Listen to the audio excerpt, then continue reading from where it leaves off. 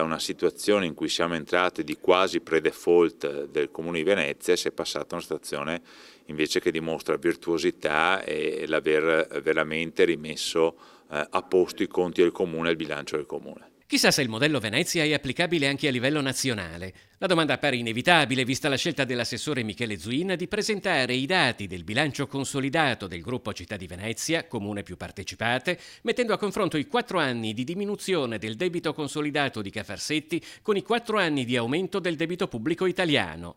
Un risultato ottenuto da un punto di partenza poco rassicurante, senza alzare le tasse e tagliare i servizi, assicura Zuin, elencando i punti principali di quello che potrebbe comporre un bignami per amministratori pubblici. Prima, efficientare le direzioni del Comune e capire se effettivamente quello che chiedono quando fanno un bilancio di previsione è quello che effettivamente serve o stanno chiedendo di più. 2, stessa identica cosa per le società partecipate.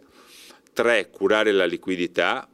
4, evitare sprechi chiaramente e consulenze inutili, e 5, lavorare tanto con tutti quanti gli assessorati e cercare la collaborazione di tutti. Fin qui i numeri, ma ad essere oggetto di dibattito sono anche le scelte politiche. Dalle opposizioni si denuncia ad esempio un risultato ottenuto da un lato con alienazioni, vale a dire le vendite dei beni pubblici, dall'altro grazie ad una congiuntura favorevole che ha visto il rifinanziamento della legge speciale di Venezia e la scomparsa dei lacci e lacciuoli del patto di stabilità. Col patto di stabilità abbiamo dimostrato che noi l'avremmo sempre rispettato se ci fosse stato anche il vecchio patto di stabilità che aveva così dato tanti problemi alle giunte precedenti.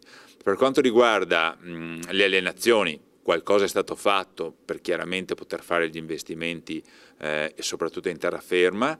Il rifinanziamento della legge speciale lo abbiamo chiesto noi e ci è stato dato e speriamo di arrivare il prossimo anno a finanziare gli investimenti direttamente al bilancio senza dover fare alienazioni o nuovo debito.